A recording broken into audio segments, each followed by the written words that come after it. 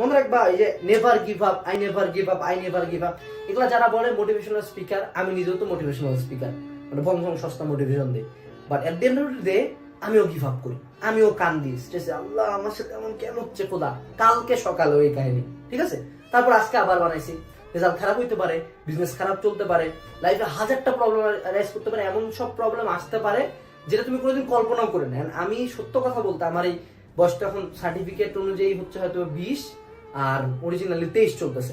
So এই 23 বছরের লাইফে আমি এমন এমন প্রবলেম ফেস করছি যেটা হয়তো আমার বয়সী কোনো মানুষ জীবনও ফেস করবে না, বাট আমাকে ফেস করতে হচ্ছে। সো এটার জন্য একটা পর্যায়ে আসলে আমরা গিভ আপ করতে বাধ্য হই।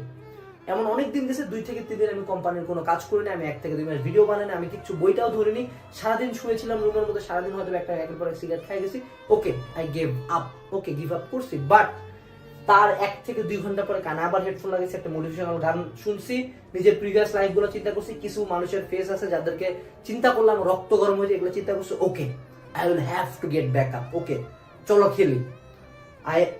এই যে গেট ব্যাক আপের মেন্টালিটিটা লাগবে। তুমি গিভ আপ করবা, তোমার মনে হবে আমার দিয়ে হবে না, তুমি ব্রেক নিবা, 3-4 দিন পড়বা না, ওকে চতুর্থ দিনের দিন দেখে আবার ট্রাই করবো, আচ্ছা হচ্ছে না এই চ্যাপ্টার 100 বার দেখবো, ওকে ওই লোকটার কাছে আমি 7 বার গেছি, কোনো কাজ হয় না, 8ম বার যাবো, এই বিজনেসটা কেন স্টার্ট হচ্ছে না, why isn't this course selling, sell করতে হবে, কি করলে হবে, get back up, give up করবা বাট আবার উঠে দাঁড়াইতে হবে। ওই একটা বলে না যে আমার 10 বার ফেলায় দাও আমি আবার উঠবো, আমি এটা গ্যারান্টি দিচ্ছি যে হ্যাঁ আমি উঠে কিছু করতে পারবো কিনা আমি জানি না, বাট আমি উঠবো, যতক্ষণ জান আছে ততক্ষণ উঠবো, এই মেন্টালিটিটা দরকার। অনেক স্টুডেন্ট আছে কি অনেক পড়ে, বায়োলজি ফাটায় দাগায় পড়ে, ম্যাথটা কঠিন অবস্থা, প্রচুর থিওরি, প্রচুর কিছু, তুই কি আদৌ প্র্যাকটিস করিস? একটা বই রিডিং পড়া, একটা ম্যাথ দেখা ডাজন্ট মিন ওটা আমি পারি। একটা শর্টকাট দেখে মনে হচ্ছে এটা তো খুব ইজি, আর ওই শর্টকাটটা পরীক্ষার হলে অ্যাপ্লাই করা কিন্তু ডিফারেন্ট গেম।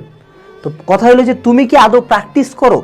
জাস্ট পড়ো নাকি তুমি এটাকে প্র্যাকটিসেও একটু নাও, যেন আমি নিজে একটু করার চেষ্টা করি, ম্যাথগুলো একটু করার ট্রাই করি, এই টপিকটা আমি শেষ করছি, এটার উপর আমি একটু কিছু প্র্যাকটিস করলাম। তুমি আদৌ প্র্যাকটিস করো কিনা? কারণ প্র্যাকটিস ইজ ভেরি ইম্পর্টেন্ট। এরপরে নিজে পড়ো। অনেকে আছে অনেক পড়ার সংজ্ঞাটাকে কি ধরে জানো, যে আমি ধরো তুমি আমার ভিডিও দেখতেছো, আমাদের এইচ কোর্সের এইচএসসি বা এসএসসি একাডেমিক অ্যাডমিশন কোর্স করতেছো, এইটা কি তোমার পড়ার আন্ডারে পড়ে? জীবনও না। কোনো টিচার পড়ানো বা কোনো জায়গায় যায় পড়ে, এটা তোমার পড়ার মধ্যে পড়ে না। তুমি যদি এখন ভাবো যে আমি 10টা প্রাইভেট পড়তেছি তাই বলে আমি অনেক পড়তেছি, একদম বোগাস। তুমি নিজে যতক্ষণ পড়বা সেইটা তোমার পড়া। তো তুমি কি আদৌ নিজে পড়তেছো নাকি তুমি জাস্ট আশপাশ দেখে ভাবতেছো না আমি অনেক পড়তেছি? গেল, নিজেকে পড়তে হবে। টিচার বাদ দিয়ে 5 ঘন্টা নিজে পড়বো।